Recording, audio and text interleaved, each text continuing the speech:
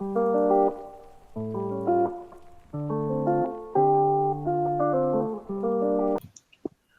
pues bienvenidos a este tercer espacio, este, ya de nuestro evento, de nuestro encuentro de filosofía aplicada. Ahora, les presento a nuestro ponente. Es Brian José Alavés Trujillo, es licenciado en Filosofía con mención honorífica por la UNAM, en la línea de investigación de Metafísica y Epistemología, en Platón. Tiene una maestría en Filosofía Antigua en la Universidad Panamericana, en la línea de investigación de Retórica y Mitología en Platón, Sofistas y Hesiodo. Y nos presenta una ponencia titulada Dietética, actividad alternativa ante la medicina moderna en el área de filosofía aplicada a la medicina. Y pues nada, te cedo la palabra, Brian.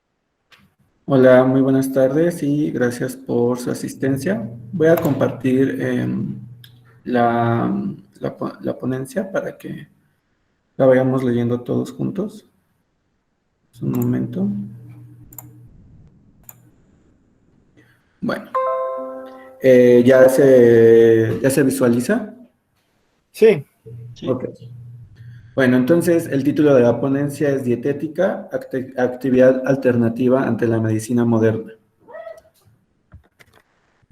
Nos hallamos en una época donde parece que hemos perdido todas las luces. Nuestra fe en la medicina moderna se había instaurado desde hace ya décadas, pues ¿quién negaría que la calidad de vida ha mejorado y que han desarrollado medicamentos altamente efectivos? Nadie que aún siga creyendo en los beneficios de la ciencia moderna. Sin embargo, después de haber presenciado una pandemia, ¿podemos estar seguros de que el ser humano tiene control sobre la salud? El que responda que sí, aún no ha salido del sueño dogmático moderno. ¿Escuché por ahí algo? ¿No? Ok.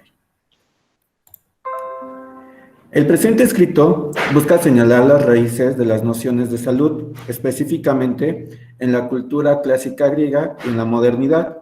La intención de ello consiste en contraponer ambas nociones para ver las consecuencias que se desprenden. Desde la perspectiva moderna, podemos esclarecer nuestro presente, pues es patente que nuestra noción de salud está construida bajo las promesas del proyecto moderno. El pensamiento griego, al ser tan lejano a nosotros, muestra elementos que fueron desechados por la modernidad. Para el desarrollo de la comprensión de la medicina moderna, me remito principalmente a Descartes, pues es uno de los pioneros en el inicio de la ciencia como la conocemos.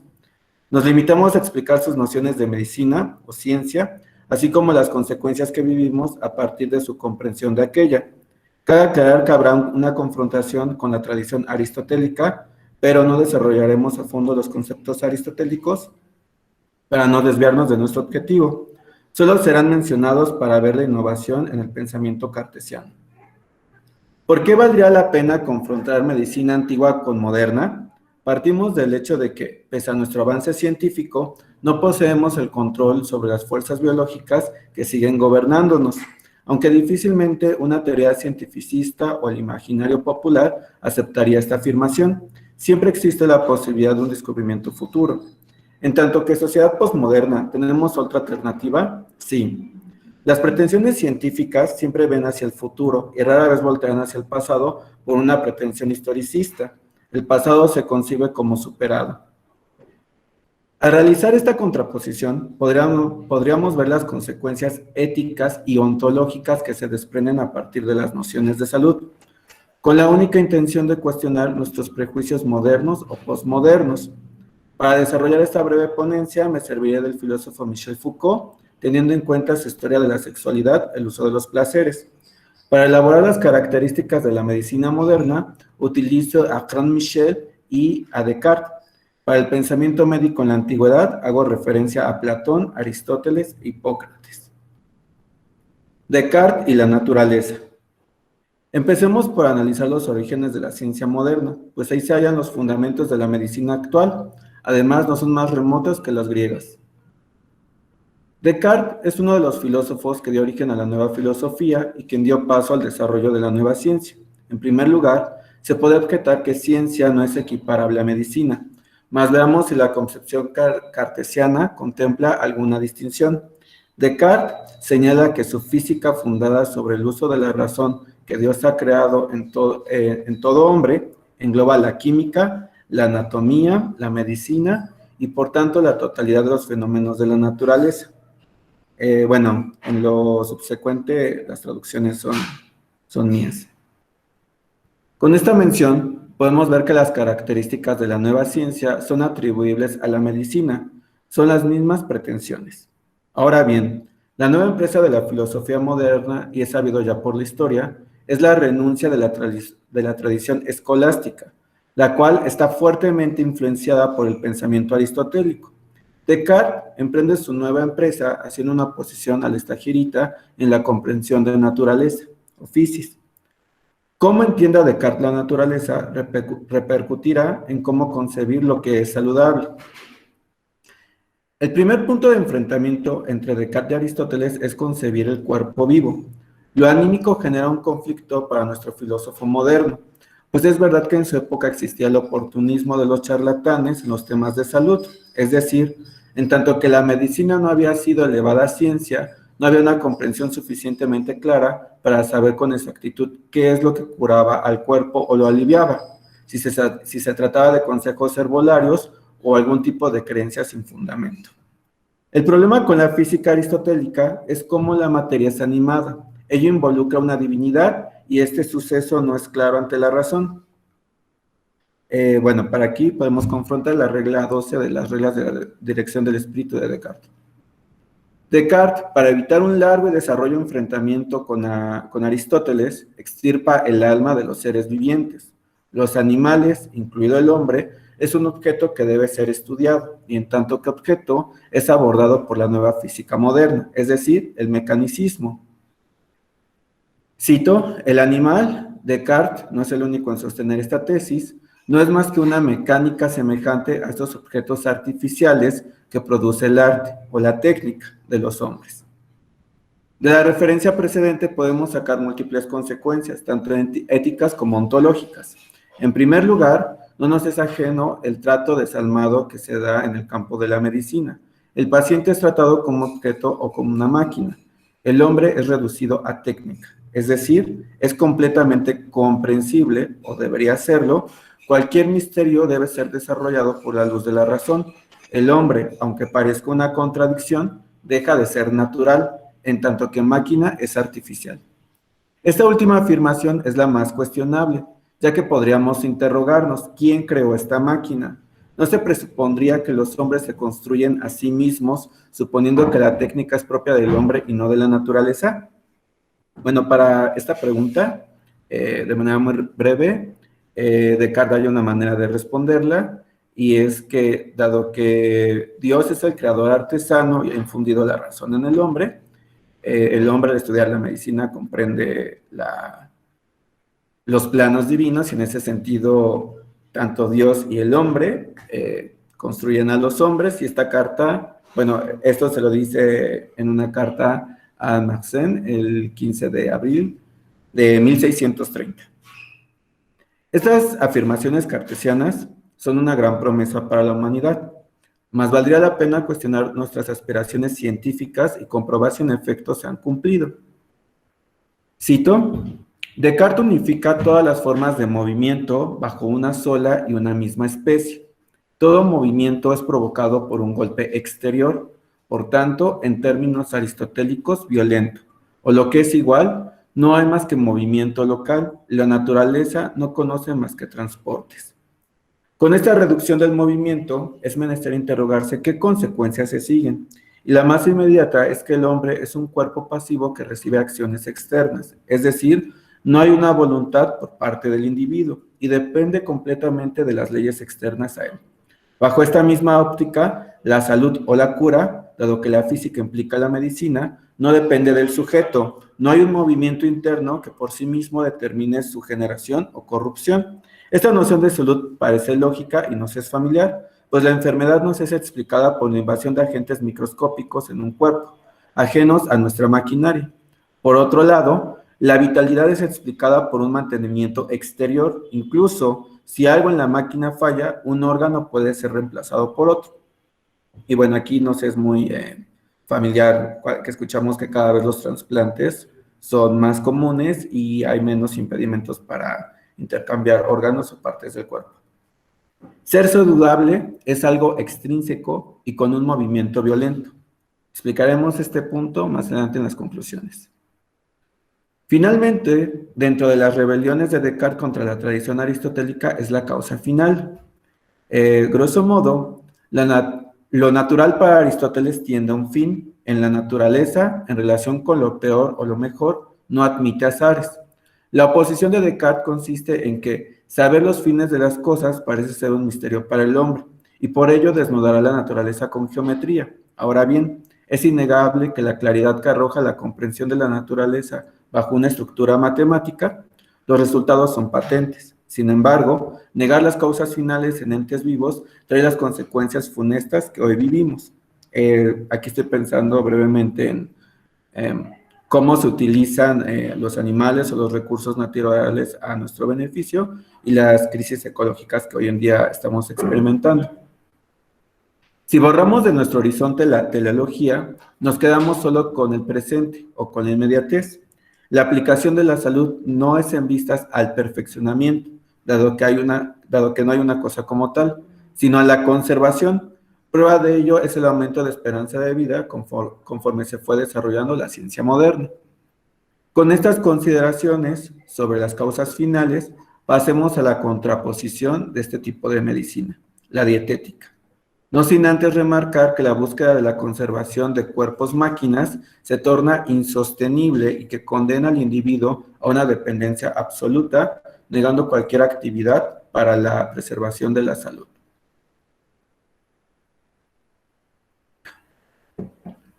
Medicina en la antigüedad, dietética.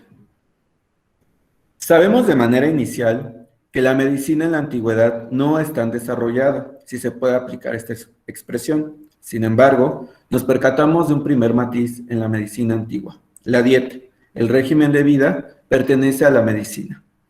Así como vimos con Descartes que no había distinción entre física y medicina, de la misma manera no hay una distinción entre el arte de curar y el régimen alimenticio con todas sus prescripciones. Para el pensamiento griego no hay gran misterio en el hecho de que seguir una buena dieta conlleva la salud. Las cosas tienden al bien. Esta elegante e icónica afirmación está más detallada en Aristóteles. La planta, ser vivo elemental, busca el bien, su bien. Las raíces del ser vegetativo buscan el agua que lo nutre y lo preserva. Por eso las raíces se extienden en la tierra para hallar lo que es bueno. El caso del hombre es más complicado. Como suele ocurrirle, confunde el placer con lo bueno, y en el caso de su alimentación o forma de vida, hay que instruirle. Foucault describe que la dieta viene a curar lo que la vida enfermó, pero siendo más específicos, es la vida individual, la del sujeto, sus hábitos. La medida. Lo que la dieta quiere establecer es una medida, una en la que el hombre sea capaz de reconocer sus límites. No solo en las cuestiones éticas, el exceso y el defecto representaron un problema, sino también en el cuerpo. El régimen de vida no solo consiste en la ingesta de alimentos, sino toda una serie de acciones que el griego debe procurar: hacer ejercicio, sin ser extremadamente vigoroso, pues su musculatura lo haría inútil, ni ser enclenque, sería un inútil para la guerra, cuidarse de las estaciones del año, bañarse o no después de ciertas actividades, con agua fría o caliente, tener relaciones sexuales o abstenerse, hacer vómitos o purgas, etc. Estas medidas obedecen a la observación de la naturaleza, pero lo más importante es que el hombre halla en lo natural la sabiduría o prudencia necesaria para cuidarse. Podríamos decir que no hay gran misterio, como se ve en la época moderna con Descartes, pero tampoco hay una pretensión de claridad. La naturaleza no es comprensible en términos racionales. Valdría la pena hacer la acotación y con ello la pregunta de ¿por qué el moderno busca la claridad plena en la naturaleza? La respuesta inmediata es para tener control sobre esta. En cuanto el hombre tenga control sobre aquella, tendrá el control sobre su salud. En contraposición, el pensamiento griego parece que acepta el orden al que está sometido. No con ello decimos que la dietética sea una extensión de la naturaleza, pero es patente que la construcción o desarrollo de este saber médico supone un poder natural que está por encima del hombre. El régimen va encaminado a hacer más fuerte al hombre. cuerpo y algo más. Es de suma importancia mencionar que el griego no concibe el cuerpo de manera aislada, es decir, no puede concebirle separado del alma o del principio anímico, ese al que Descartes opuso tanto. El hecho de que el cuerpo y alma vayan de la mano presupone que la salud será la armonía entre estos. Cuidar del cuerpo supone un beneficio para el alma y viceversa. Es por ello que el régimen va más allá de la preservación del cuerpo. Es un ethos en un sentido pleno. No es de extrañarnos que constantemente se hiciera una exhortación a la prudencia, a la moderación y a la mesura. Este punto es central para entender la gran diferencia entre la concepción de saludable para el filósofo moderno y el griego. El moderno escinde los hábitos para obtener la salud. Obtenerla depende del medicamento o avance científico. El griego supone que sus actos constantes para obtenerla. Se podría objetar que la concepción griega tendría por consecuencia una sociedad mucho más saludable que la moderna. Ante las estadísticas de la esperanza de vida, tal afirmación parece cándida. Otra manera de pensar algún efecto del pensamiento griego es considerar si no había enfermos con el régimen propuesto. Claro que los había, pero es importante notar que también se distinguía el hombre libre del esclavo. Si bien no pretendemos agotar este tema en el presente escrito, vale la pena señalar que en la modernidad esta distinción parece diluirse, ya que se presupondría que todos somos libres, o debemos aspirar a hacerlo en tanto que seres racionales. El hombre libre. No es de extrañarnos que nuestras sociedades actuales parten del supuesto de que todos somos libres, y que cualquier acto o pensamiento que cuestione o intente moderar nuestros placeres es un atentado a nuestra libertad. Hoy en día, ¿quién aceptaría de buena gana recibir una instrucción de qué comer y cómo hacerlo? Aunque haya prescripciones sobre ingesta de alimentos saludables, no hay una educación para desarrollar regímenes moderados, más sí placenteros. No es el caso que la civilización griega no tuviera un problema similar al de nosotros, es decir, la propensión del placer en vez de la salud, pero parece que no era bien visto la aceptación del concupiscible, a no ser que se le concibiera como un esclavo. Podemos tomar en cuenta la explicación que da Aristóteles del esclavo en la política para mostrar cómo éste no sabe cuidar de sí. Cito, el amo debe solo saber mandar lo que el esclavo debe saber hacer. El esclavo necesita de un amo porque no sabe dirigirse. Necesita que alguien más sepa qué es lo conveniente para él. En este mismo libro de la política, Aristóteles relaciona a este tipo de hombre con los animales. Y la relación se fundamenta en que ambos se dejan guiar por el placer. El animal no sabe qué es lo más conveniente, ni se propone algún fin para alcanzarlo. Si extrapolamos las características mencionadas del esclavo a nuestro presente, se empieza a elucidar que la condición de ser esclavo se acepta, se normaliza, pues una persona que se deja llevar por sus placeres y los ejerce no recibe alguna etiqueta peyorativa, como la de ser esclavo. Antes bien, ejerce su libertad. Bueno, aquí hago un paréntesis, que es muy pertinente mencionar que la salud en un nivel político era una necesidad de la polis, y acá hago una cita de Platón. En un estado bien gobernado, nadie dispone del ocio suficiente para pasar su vida enfermo y haciéndose cuidar. Lo que quiero resaltar con esta cita es que parece que la salud es un lujo en las sociedades modernas, pues si se busca mantener los cuidados del enfermo de manera prolongada hasta que los recursos del Estado lo permitan. En relación con la salud, difícilmente se combaten los hábitos esclavistas, antes bien se promueven, y la ciencia médica atiende los síntomas de una sociedad enferma mediante químicos efectivos. Ponemos siempre nuestra salud en manos de alguien más. Hago una cita de Foucault. Así pues, el régimen debe de tener en cuenta numerosos elementos de la vida física de un hombre, o por lo menos de un hombre libre, y ello a lo largo de todos los días, desde levantarse hasta el acostarse. La promoción de un régimen saludable en el mundo griego es constante, pero más allá de ser vista como un hábito, concibe al hombre como un ser capaz de decidir sobre su salud, su cuidado y su mantenimiento no es reducible al conocimiento del médico. Vale la pena tener presente la concepción de hombre para Descartes en el ámbito médico, un objeto. Asimismo, recordemos que se opone al principio anímico del cuerpo por lo misterioso que es. En cambio, para el pensamiento griego, No se duda de un principio que anima el cuerpo y que este mismo principio fundamenta la actividad del cuerpo y por ende la responsabilidad que tenemos sobre el mismo. Dietética y finitud.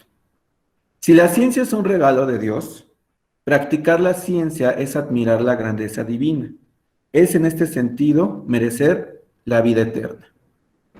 No debemos perder de vista que nuestra ciencia, especialmente la médica, se ha volcado en la búsqueda de la ambrosía. En alguna medida lo ha logrado. Sin embargo, debemos contemplar que esta aspiración trae consigo consecuencias desfavorables y que rompe con la realidad. Abrir el horizonte del saber médico a la vida eterna presupone que no hay un límite para los hombres. Si se permite una metáfora, ¿qué diferencia habría entre un hombre eterno y un dios olímpico? Asimismo, podemos ver nuestra renuencia a la muerte. No la aceptamos y tratamos de evitarla lo más que se puede. La muerte es un gran mal que el hombre no debería de experimentar. En contraposición con el mundo antiguo, la muerte no es concebida como un infortunio de la vida, es parte de y se tiene presente. Esta afirmación puede corroborarse en la medida en que la dietética no busca prolongar la vida. Hago otra cita de Foucault. La dieta no tiene por finalidad llevar la vida tan lejos en el tiempo como sea posible, ni con logros tan altos como sea posible, sino más bien hacerla útil y feliz dentro de los límites que se le han fijado. Así pues, podemos percatarnos que el griego es consciente de la temporalidad del hombre y que debe de aceptarlo. Admitir su presente implica cuidarlo, pero sobre todo aprovecharlo. Y por ello el régimen que procura la salud es necesario. En contraposición con nosotros, la salud es necesaria, pero para la consecución de nuestros placeres. La vida debe hacerse más fácil y llevadera con la ciencia moderna. El saber dietético griego existe porque la vida es dura y seguirá siendo. Bueno, en este punto vale la pena tener también presente las nociones de Bacon y de Hobbes. En el caso de Bacon, dado que su concepción es altamente materialista, el hombre es solo materia y la felicidad radica en la búsqueda de placeres corporales. Y la muerte viene a representar la cancelación del cuerpo y por ende los placeres. Por otro lado, Bacon dice que la ciencia está encaminada a facilitar o hacer más cómoda la vida del hombre. En contraposición con la dietética del griego, la dieta está muy encaminada para quienes trabajan, para quienes viajan, navegan, se exponen al sol y al frío, ¿no? Y aquí hago una mención de Hipócrates. Permítanme un momento, dejen tomar algo. Conclusiones. Después de toda esta exposición, podemos ver las consecuencias ontológicas de las posturas expuestas y ver cómo se manifiestan con sus efectos en el ámbito de la ética. En el caso de la modernidad, vimos con Descartes el rechazo al principio anímico. Rechazo en tanto que se planteaba como divino y de difícil acceso para el hombre. Aquí está nuestro primer quiebre, ya que en el mundo griego se aceptaba este principio sin mayor objeción. Es verdad que la antigüedad intentó dar explicación sobre el alma, pero aún llegando a toparse con el misterio de esta, se aceptaba como supuesto. Esta admisión refleja indirectamente la subordinación al orden natural. El griego no quiere modificar la naturaleza. Por ello la dieta se constituye a partir de la observación de la fisis, acepta y fomenta sus límites. El orden de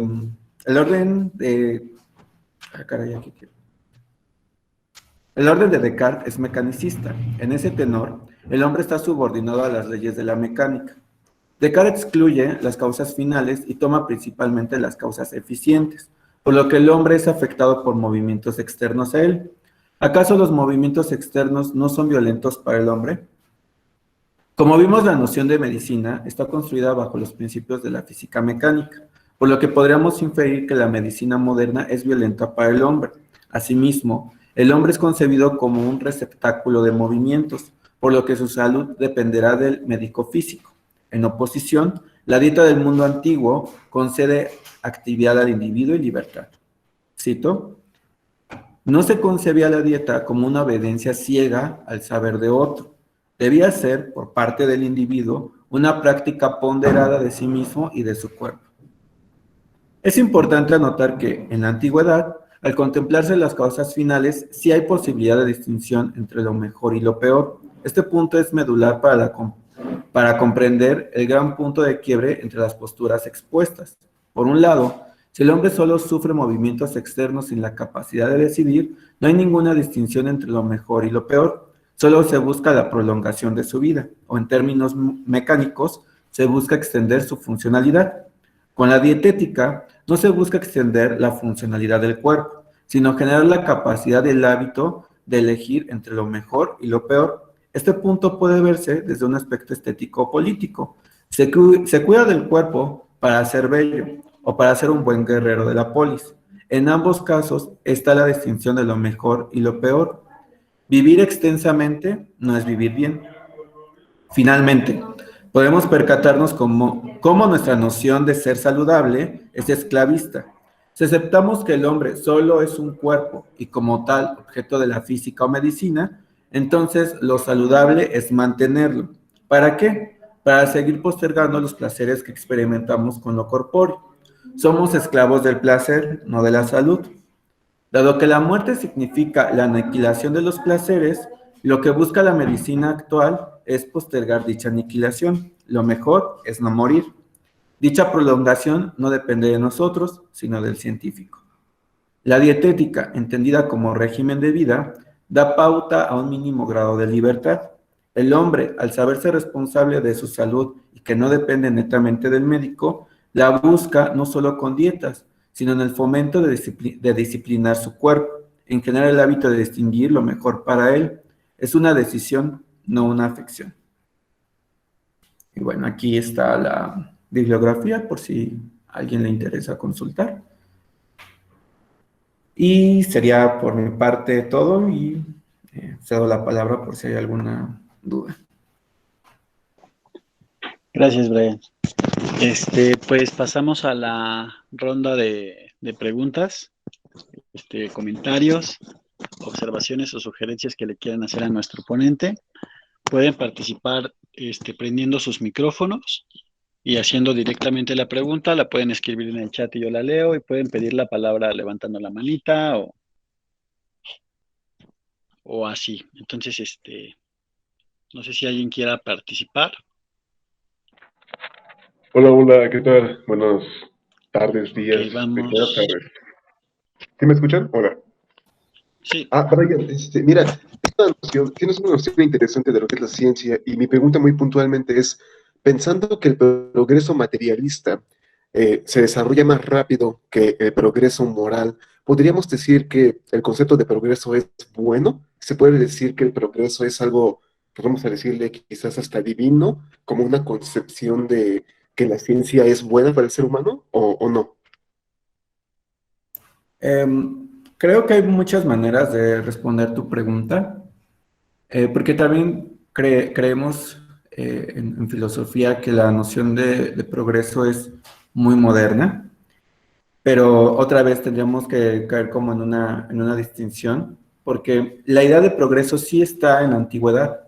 Si ustedes piensan, por ejemplo, me voy a servir de un mito, el mito de Dédalo, por ejemplo, o el mismo Hefestos, sí hay una pretensión de que, o los autómatas de Hefesto, desde la antigüedad el hombre sí concibe que el progreso, o como esta creencia de que nuestra técnica nos va a salvar, es buena.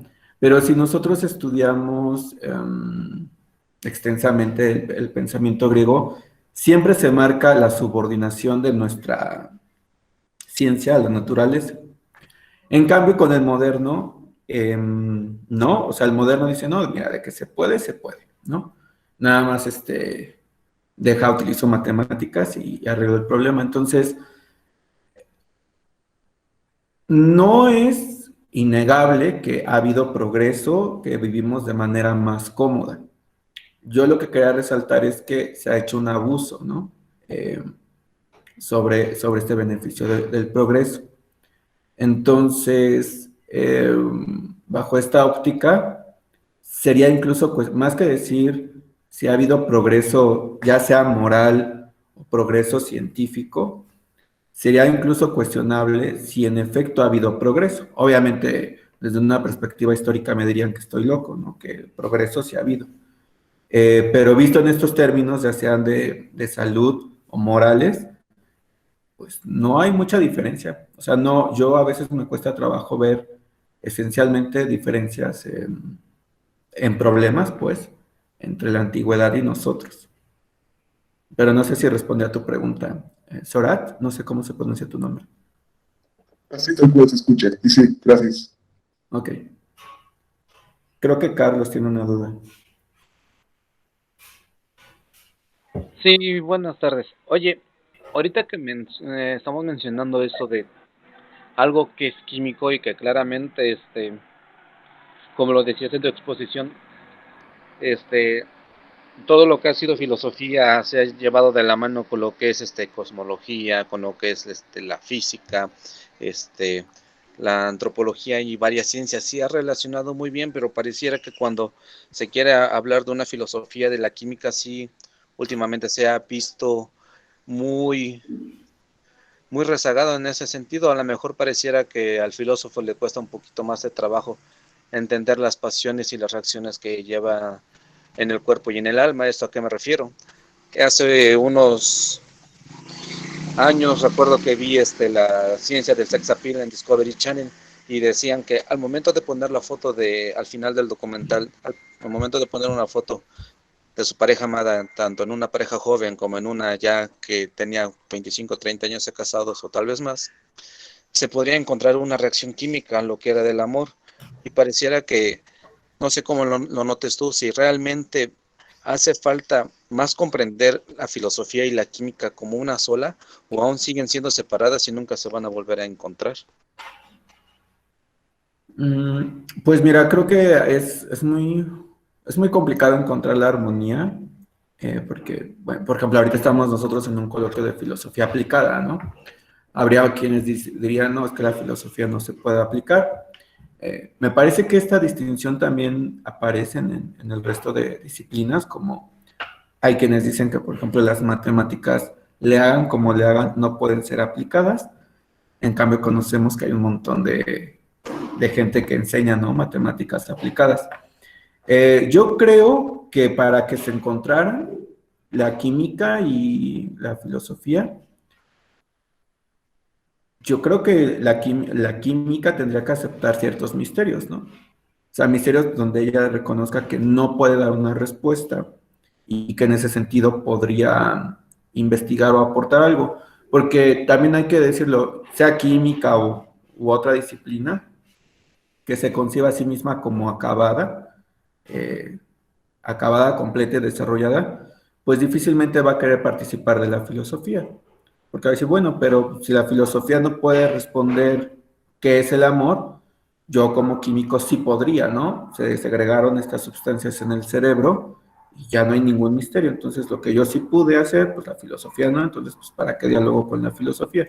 En cambio, si la química llegase a aceptar que, ok, yo puedo deducir que una persona a partir de que vea a tal y cual otras, segrega estas sustancias en el cerebro, pero si la química llega a decir, bueno, pero tal vez eso no es necesariamente amor, simplemente estoy describiendo qué sustancias se segregan, tal vez estaría aperturado, pero bueno, siendo más concreto con tu pregunta, se tendría que ver la posibilidad de, es que hay muchas cosas, ¿no?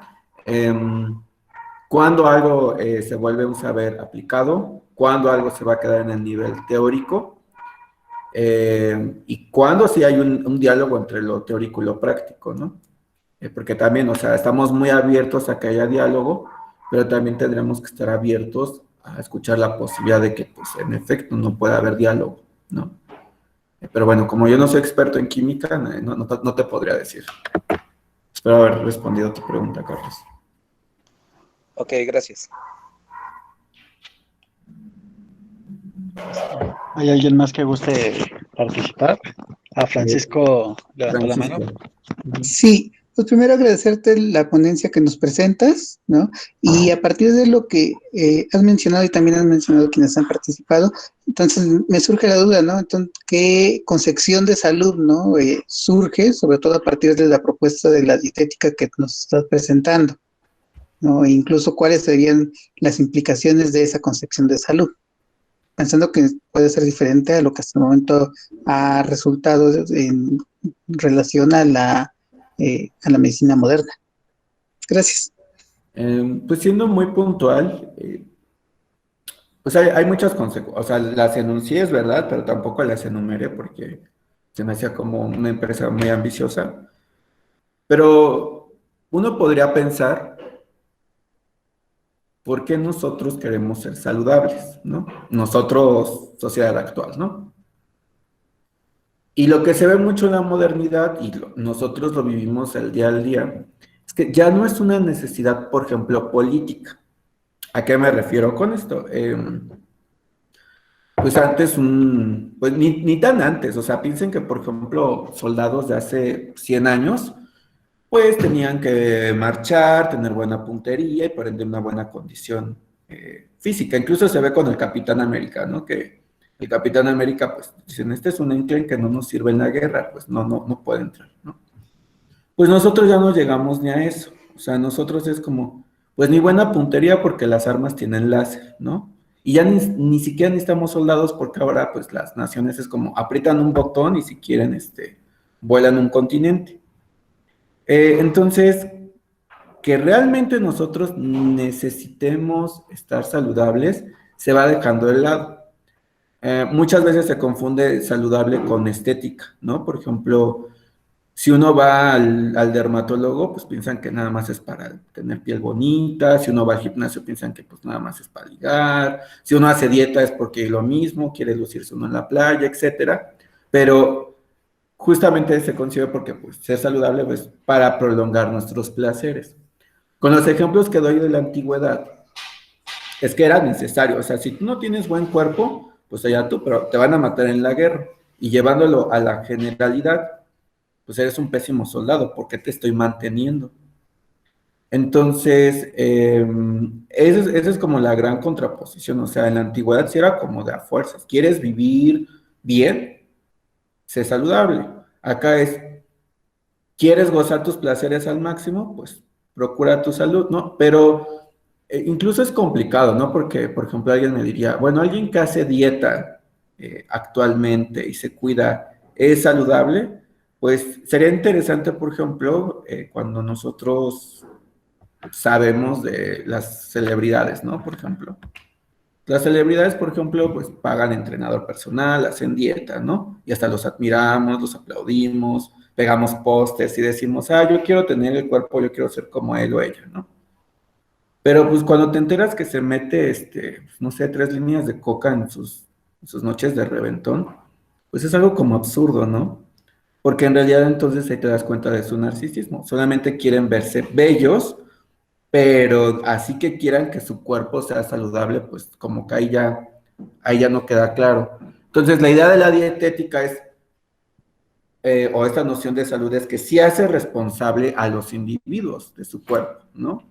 Entonces, no sé, me pongo a pensar un poco en Madonna y bueno, yo siento que ya le bajó, pero siento que ella como, bueno, ya eché mucho relajo, doctor, por favor ayúdeme, consérveme bella y para que yo pueda seguir cantando.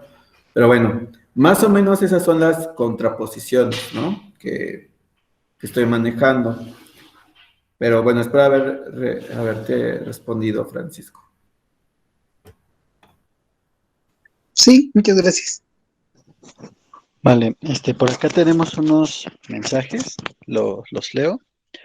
Stephanie Colín dice que coinciden que es difícil visualizarse el progreso. Y Catalina Páez Ocampo comenta, me parece interesante este concepto de lo mejor y lo peor. Muchos de los enfoques actuales de la nutrición tratan de evitar este tipo de juicios morales respecto a los patrones dietéticos. Justo eran algunos de los argumentos empleados en contra de la modificación a la NOM 51 del etiquetado.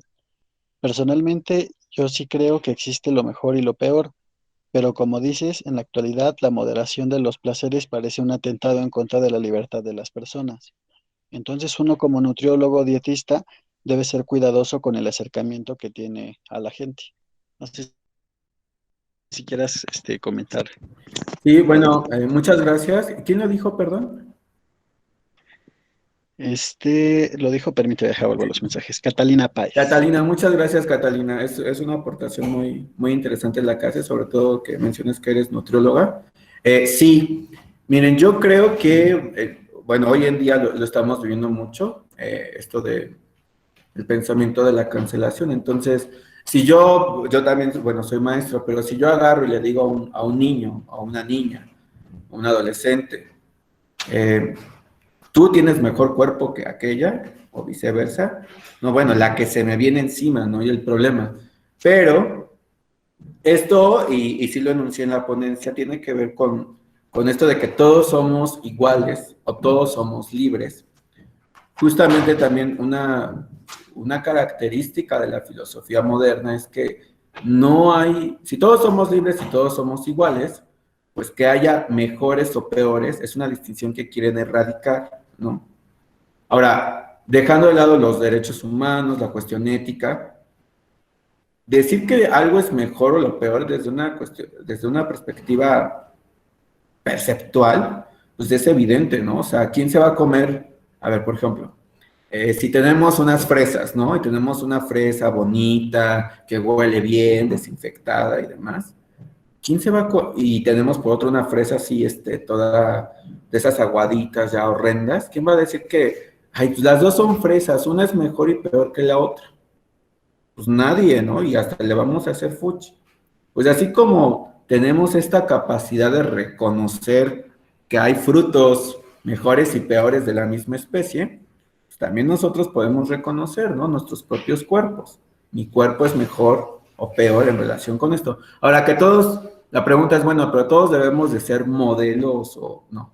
Pero creo que justo llevando al extremo esto de la igualdad y la libertad, pues es como pues nos lleva como esto de que yo luego escucho en las mamás, ay, no, es que mi hijo no está gordo, está fuertote, como todos sus primos, es más, de desayuno tenga su cocota, ¿no? Y si mi hijo se me pone malo, pues ya voy al doctor que le dé unas vitaminas, ¿no? Creo que ese tipo de pensamiento es muy claro, ¿no? En nosotros. También eso explicaría por qué la educación física en México se ha ido como o no se ven los resultados, ¿no? No siempre, como que si el maestro de educación física le exige de más al muchacho, se mete en un problema. Pero bueno, muchas gracias por tu comentario, Catalina. Vale, por acá había levantado la mano Adriana Estefanía y después Carlos Donato. Hola, Adriana. Hola, Manguitas, ¿cómo estás? Ay, gracias. Buenas tardes, colegas de filosofía o de otras licenciaturas. Bueno, a mí me llama mucho la atención todo lo que planteas, porque, bueno, si entendí un poco bien tu ponencia y espero haberla entendido, es que la diferencia un poco entre la filosofía antigua y digamos, toda esta cosmovisión moderna es que antes se procuraba el cuerpo, pero por una cuestión de, digamos, de bienestar tanto del alma como físico, ¿no?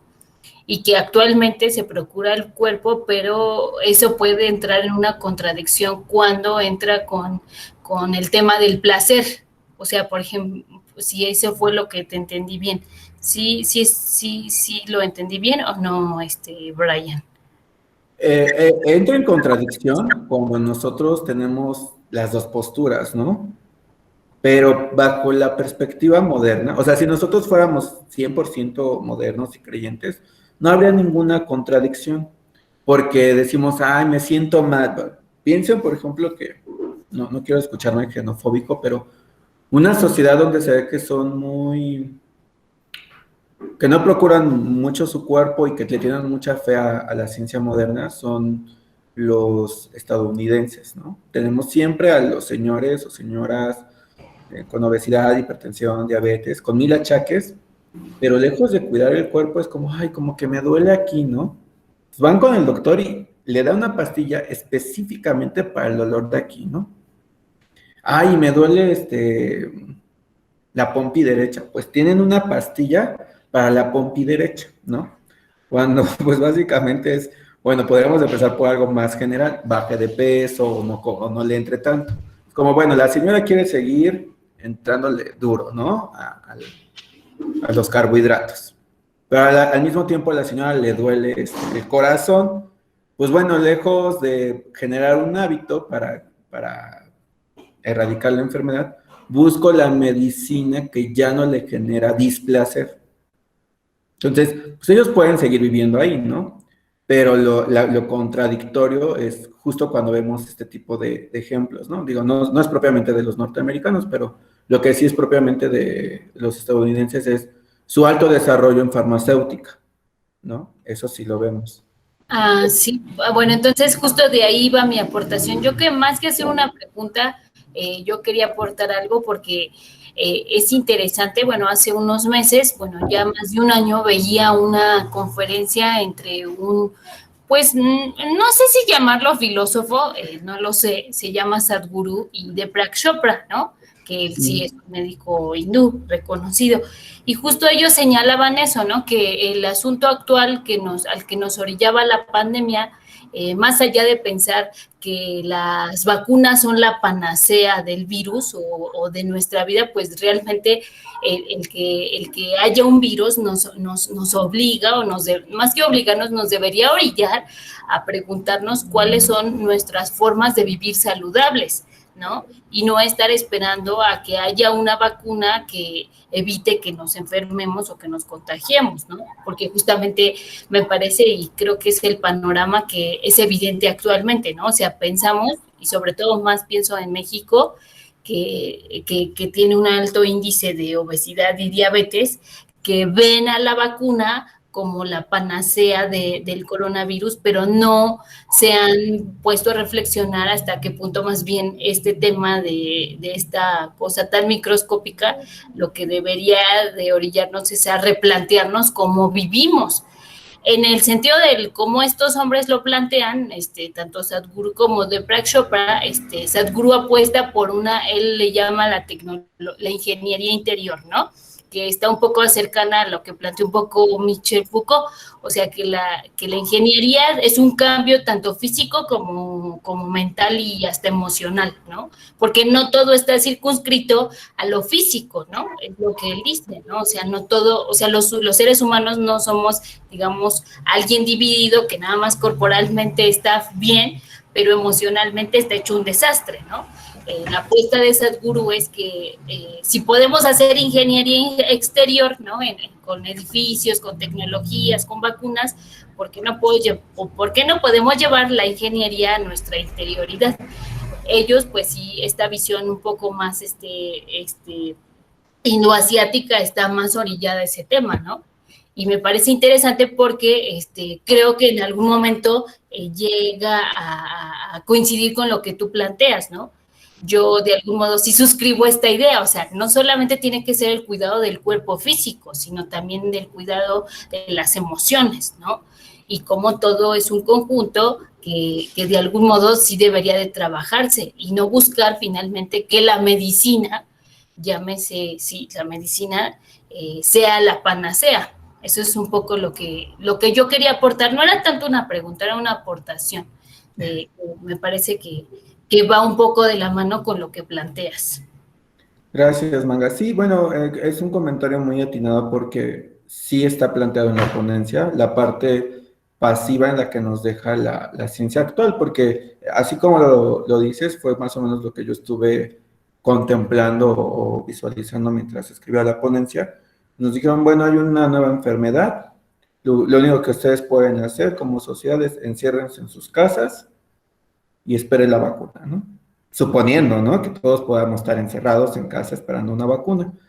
Pero de ahí en fuera que, o sea, yo nunca escuché, no sé si Gatell alguna vez, pero eviten las grasas, fortifiquen el sistema inmunológico, y todo era como, pues, compren vitamina D y C, y yo hasta ahí escuché, ¿no? Pero promoción por ejemplo, se cancela la venta, ¿no? De alcohol, ¿no? Porque se ha demostrado que los altos índices de azúcar en el cuerpo tienen efectos colaterales con el virus, ¿no? ¿Qué sé yo? Pero sí, en efecto, me parece que la parte occidental quiere promover mucho como pues, que ya no nos duela nada, ¿no? Pero justo eso, pues no es saludable. Y lo que yo ponía en la ponencia también es que a lo mejor se ve como muy superficial. Yo hago dieta, ¿no? Yo todos los días me hago y así de la noche a la mañana, ¿no? Pero indirectamente se genera una disciplina. Disciplina que me parece que, o sea, todo un hábito, ¿no? De tengo que comer esto a tales horas, por tales y tales razones, si yo quiero estar saludable. Disciplina que pues para nada fomenta la medicina actual. Es como, híjole, ¿estás enfermo? Pues ahí te van tus 5 inyecciones de, ¿cómo se llama esto? De antibiótico. Y ya, problema resuelto. Y muchos de aquí escucharán o habrán escuchado, disculpe doctor, pero ¿cuándo puedo volver a tomar después de tomar el medicamento? O sea, tomar alcohol. Pues ahí te das cuenta, ¿no? Cómo estamos sumergidos en el hedonismo puro. Pero bueno, muchas gracias, Mangas, por tu aportación. Ya no sé quién va. Carlos. Voy yo, miren. Más que nada la siguiente pregunta, también cabe aclarar de mi manera personal, que es con respeto y no es a manera de agrede y no es con el afán, por ejemplo, si hay alguien en el panel que sufra de la situación, no es con el afán de ofender, pero sí es una buena cuestión filosófica. También dentro de del documental que vi de la ciencia del sex appeal, ahí se hablaba un poquito también de la química que hay entre hombre y mujer, de cuál es la atracción que hay. Ahora bien, mi pregunta es si al menos de una manera predestinada o histórica, como no nos la han hecho saber, pues el hombre ha estado, lo hemos definido como varón y hembra. Entonces mi pregunta es, ¿cuál sería la postura de la filosofía? Y a esta pregunta también la hago porque hubo un médico en el cual me dijo que, repito, sin el ánimo de ofender, que los homosexuales o gays, era un, de acuerdo a un estudio, él sí ya lo había visto, pero no me quiso dar el autor desafortunadamente para verificarlo, que sí era un defecto genético, pero en su esencia sigue siendo una persona normal. Entonces mi pregunta es, si actualmente se volvieran a hacer las diferentes pruebas y se llegara a demostrar que genéticamente las personas homosexuales fueran presas de la genética, que se dijera, no, pues tú no vas a ser ni hombre ni mujer, tú simplemente vas a ser, por ejemplo, como los conocemos hoy, y que hizo o homosexual, y tu mentalidad va a ser una, pero tu cuerpo va a ser diferente. ¿Cuál sería la mentalidad de la filosofía? ¿Aceptarlo como una evolución o desafortunadamente, como lo ha hecho el hombre, seguir discriminándola y segregándola como lo solemos hacer? Gracias, Carlos.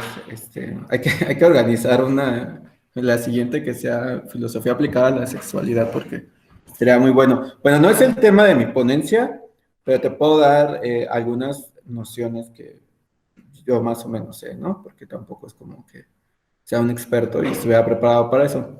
Pero mira, a ver, suponiendo, ¿no? Porque estudios hay un montón, ¿no? Y juran que ya porque son estudios científicos son los meros de veras y son los que valen. Mira, si fuera un defecto genético, ¿no? Como se dice, pues ¿qué hacemos? O sea, ni modo que pensemos como los nazis y digamos, este es defecto genético, pues bueno, campo de concentración, ¿no? Y a la hoguera. Y además, pues no son tan poquitos, ¿no? ¿Qué tal si se revelan los defectuosos genéticos, tipo X-Men? Y pues no, o sea, es una revolución tremenda. Entonces, por defecto genético, pues todos tenemos algún, o sea, y la otra sería, ¿no? Pues quién es perfecto genéticamente hablando. Entonces, pues ya por ahí, pues se puede desechar, ¿no? El otro problema que yo veo es entender, a mí me parece, problemas propiamente humanos con categorías propiamente científicas, ¿no? Porque el ser humano no nada más es ADN o sangre o huesos, o sea, sí es más complejo que sus constituyentes biológicos. Pero mira, por ejemplo, en tu participación veo que hay muchas distinciones que valdría la pena hacer, por ejemplo, preferencia sexual, identidad de género, etcétera, etcétera, ¿no? Porque, pues sí, uno puede decir que biológicamente lo que vemos es hombre y mujer, ¿no? Pero pues, o sea, según yo no hay tanto problema porque, a ver, según yo he visto en algunos documentales de National Geographic, hay animales que no distinguen el sexo femenino y andan teniendo relaciones con el mismo sexo, ¿no? Se da en leones, se da entre los mismos perros y se da también entre los pingüinos, ¿no? Hasta yo he sabido que matan a sus crías y los violan. Entonces, si se van por el argumento de que lo natural es hombre y mujer, pues bueno, pues también lo natural es que de repente los animales tengan sus placeres entre su mismo sexo y no haya reproducción. Lo otro de que si es natural o no, el problema es ese, ¿qué es lo natural? O sea, por ejemplo, en Platón está estudiado en la República 10 definiciones de qué es lo natural, ¿no? En el hombre. Y las 10 definiciones fracasan. Hay una que es como que ya no le dan tanta vuelta a Sócrates, pero el punto es que definir qué es lo natural es muy complicado. Y ya para acabar, porque esto es como otro tema, una definición que da Aristóteles sobre qué es lo natural en el hombre es que si el hombre recibe algo ajeno a su cuerpo y el cuerpo se mantiene y se preserva como tal, o sea, si se sigue manteniendo vivo, eso es natural. Entonces, por ejemplo, Aristóteles dice, bueno, si tú agarras una manzana y te la comes y sigues viviendo es natural, porque el cuerpo lo asimiló y siguió creciendo y envejeciendo, entonces es natural.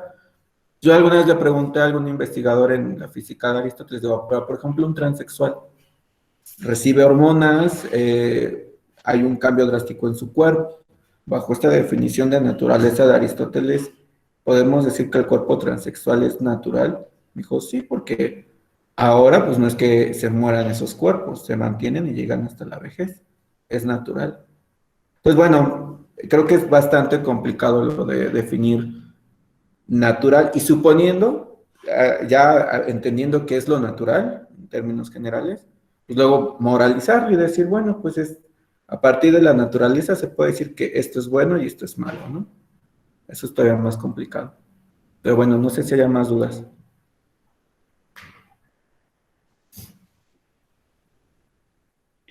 Así está bien. Perdón, Carlos, sí. Ya, es todo. Muchísimas gracias. Había una pregunta en el chat. Ahorita te la leo. Es de Diana Fernanda Mata. Ella pregunta, me queda una duda de si un tipo de vida ascética no entraría en la idea de una vida saludable. Es decir, dado que este tipo de vida se olvida de los placeres, entonces tampoco se considerará la salud dentro de este estilo de vida. Bueno, bajo la perspectiva griega, no es saludable, porque, a ver, la dieta en algún sentido lo ponía, es buscar una medida, ¿no? Pero, y tiene que ver con la concepción de lo mejor y lo peor. Eso también se ve mucho en Aristóteles, en la Ética Nicomaquea, pero también se llega a ver en sus escritos biológicos, ¿no? En la reproducción de animales, de la generación y la corrupción y demás, ¿no? ¿Cuál es el problema de la Z? O sea, yo desconozco mucho de esta forma de llevar a cabo la vida, de ser ascético, pero en la renuncia de los placeres también se genera algo no saludable, por ejemplo, y si bien en Foucault, en esto de historia de las sexualidades, una cosa es decir, bueno, voy a tener sexo diario 3 veces al día, y otra cosa es decir, voy a tener sexo ocasionalmente, dependiendo de mi dieta, por ejemplo, porque él sí lo desarrolla, ¿no? Cuando hay que tener sexo y cuando no, y que esta dieta se lo seguían los griegos. Y otra muy distinta, es decir, en la vida o a partir de cierta edad, yo ya no voy a tener sexo nunca. Porque en alguna medida, o sea, se escucha redundante, pero mediar ciertos placeres sí es bueno. Mediarlos, no negarlos. Entonces, a lo mejor el Z para mí es complicado, ¿no? Pero pues estoy pensando, por ejemplo, en los monjes que conocemos, las órdenes sacerdotales múltiples del cristianismo, que también tienen esta noción de renuncia hacia los placeres corporales. ¿Son saludables? Pues vean, o sea, vean su fisonomía, ¿no? No son tan saludables. Tienden a ser o muy, muy, muy delgados, o algunos son como gorditos. Si un médico dirá, bueno, este no está tan saludable porque pues ya desarrolló, por ejemplo, diabetes, ¿no? Hipertensión o las enfermedades típicas que conocemos. Y este está tan delgado que si se cae se va a lastimar un hueso porque pues, no tiene músculo y la estructura ósea está muy expuesta. Entonces, no, el ascético más bien sería como un defectuoso. Porque otra vez un griego dirá, ¿para qué quiero un ascético? Pues mejor lo destierro. No me sirve ni en la guerra y me lo van a matar y a lo mejor él ni quiere estar en la guerra, entonces ¿por qué lo voy a mantener? Entonces, siempre es como buscar esta medida. Entonces, un ascético tampoco es saludable. O sea, justo creo que lo complicado de ser saludable es encontrar el término medio, ¿no? Que tanto promueve, por ejemplo, Aristóteles. O sea, sí hay que tener placeres, pero pues, modérate. Eso es lo que más o menos sería el planteamiento de la dietética.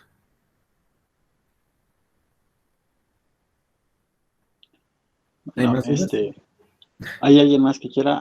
Adriana volvió a levantar la mano. Adriana Estefanía. Sí, creo que sí.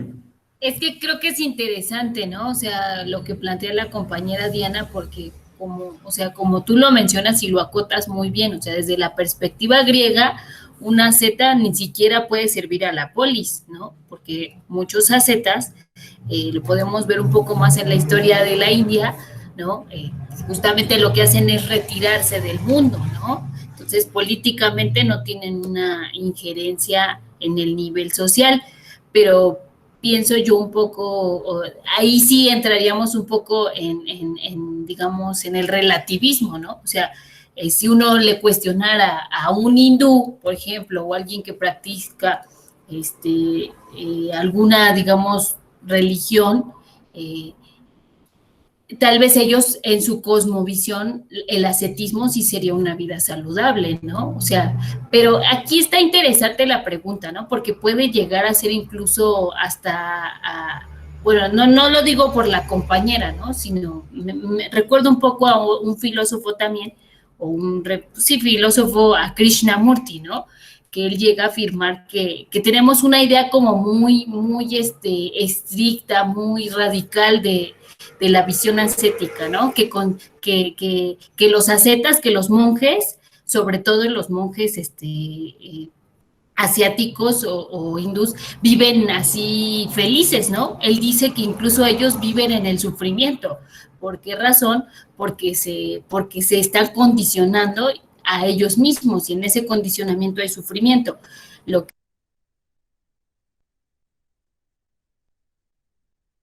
Se te creo fue la que bien. sí, perdón, este, me apagó lo que Krishnamurti plantea no es propiamente la negación del cuerpo, sino la observación de la corporalidad en tanto en la relación con los placeres, ¿no? Porque justamente sí, a veces sí tenemos, ¿no? Pensamos en asceta y sí es cierto, pensamos en un hombre aislado, que dejó los placeres, que dejó el mundo, que digamos que sí, que literalmente se apartó, ¿no?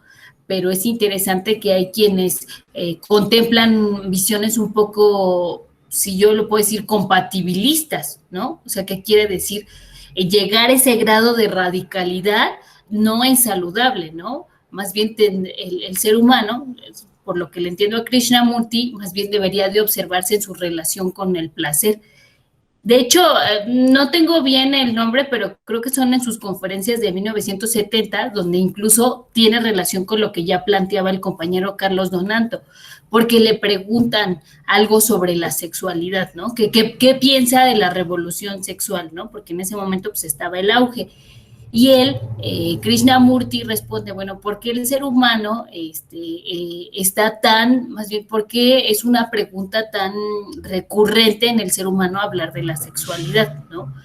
él no juzga ni dice, ay, no hablemos de sexo, no lo niega, pero más bien plantea el hecho de la observación, ¿no? O sea, observarse cómo se observa cada sujeto en relación a sus placeres. No sé hasta qué punto esta cosmovisión podría tener un grado ahí como de acercamiento con la cosmovisión griega, ¿no? Por lo que yo estoy entendiendo, dada tu conferencia, es que los griegos tenían muy presente la medición, ¿no? El punto medio, ¿no? De algún modo el medir, ¿no? No, cualquier exceso puede volverse una carencia, ¿no?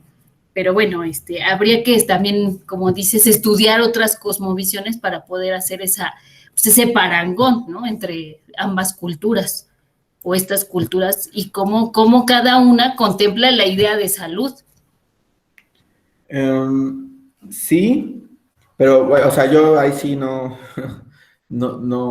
tengo gran conocimiento sobre.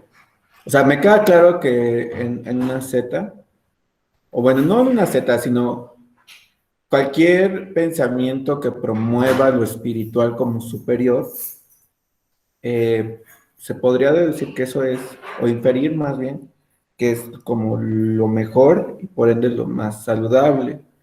Pero para el griego, pese a que tenemos estas nociones aristotélicas o platónicas, o sea, el griego en general, incluido Platón y Aristóteles, el cómo se educaron, no hay una superioridad entre alma y cuerpo, o sea, se implican al mismo tiempo.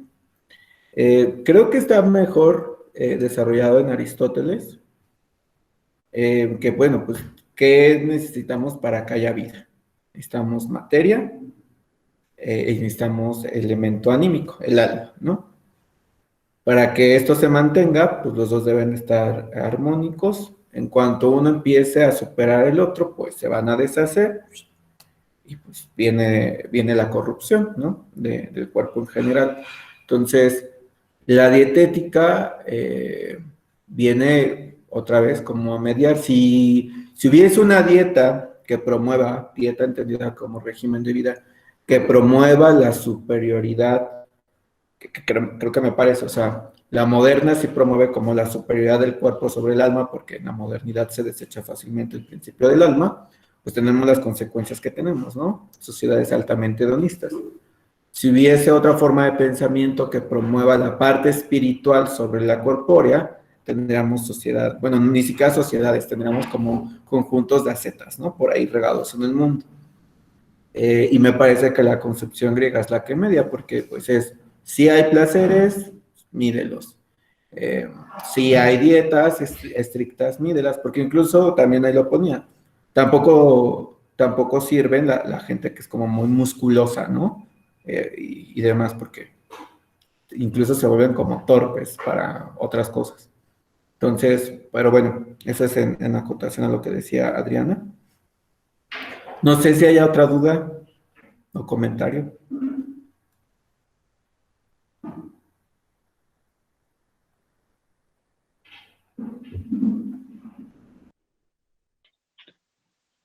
Parece ser que no, ¿sí? ¿Alguien más gusta participar?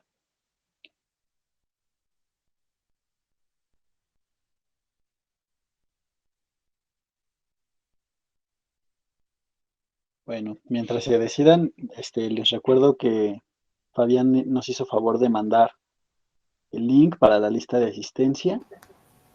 Si no lo tienen a la mano, ahorita se los vuelvo a mandar en el chat y alguien más ya levantó la mano. Hola, buenas tardes. Hola, bueno, bien, muy bien, gracias. Bueno, al respecto de esa temática, cuando estamos hablando de la primacía de un aspecto sobre el otro, a saber de la relación entre lo espiritual y lo corporal, sí, yo creo que es algo así muy importante. Sí, esas son cosas que pues uno ve y pues es importante encontrar una manera de procurarle así su balance. Y no solamente tanto viéndolo así desde el aspecto individual, sino también, pues me atrevería a decir, ya como sociedad. ¿Sí? O sea, podemos ver justamente, sí, cómo así podemos ver diferentes estudios al respecto. Por ejemplo, autores como Bauman, ¿sí? que han ido desarrollando en cierto modo pues estos conceptos en lo que se llama así las sociedades líquidas, en donde pues vemos que no hay vocación de permanencia en ninguna de sus figuras, en ninguna de sus conclusiones, ¿sí? Y que al contrario, sabemos que lo que pasa es que pues las cosas se terminan haciendo y deshaciendo pues con una relativa rapidez, a diferencia de lo que ocurría así en otros contextos pues donde había una cierta durabilidad, una cierta permanencia, ¿sí? En las diferentes instituciones, ¿sí?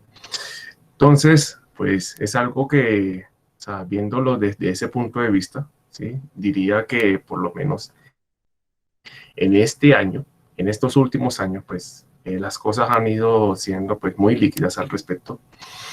Y pues eso ahí también lo vemos, o sea, la dificultad que existe, ¿sí? Incluso en poder construir algo que pueda resistir, ¿sí? O sea, el paso del tiempo. O sea, ya ahí vemos que no se aspira a que algo o no se logra que algo tenga una cierta permanencia, ¿sí? Ante las diferentes dificultades que puedan tener lugar, sino que haya el menor contratiempo que surja, vemos que termina ahí sucediendo lo mismo con las cosas, o sea, se terminan tirando, se terminan cambiando, así por otras, y así, o sea, y sumiéndonos en un círculo vicioso que pareciera no tener fin, ¿sí? Entonces, pues, en mi consideración, en mi opinión, pues me parece ese estudio así muy importante, fundamental,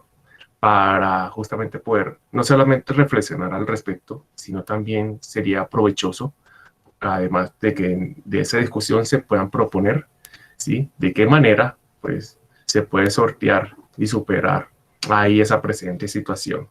Muchísimas gracias a todos ustedes. Se destaca, pues, la idea de poder llevar a cabo esta clase de escenarios y, pues, será así de muchísimo interés que se sigan promoviendo ya en oportunidades posteriores. Muchas gracias por tus comentarios, Francisco.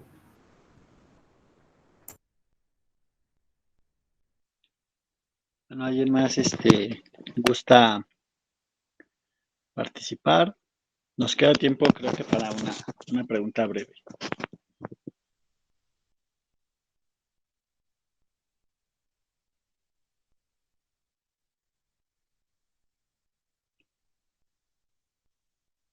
Bueno, me parece que no. Entonces, pues agradecemos mucho tu presentación, Brian. Fue una muy buena ponencia y nos dejó mucho que discutir. Les adelanto, el siguiente espacio es en punto de las 4 de la tarde y nos va a presentar Fredo Velázquez, una ponencia titulada Sinceridad intelectual en aras de la divulgación filosófica. Entonces los estamos esperando para que asistan y pues nada, les agradecemos mucho su participación y a Brian por su ponencia. Muchas gracias por la invitación.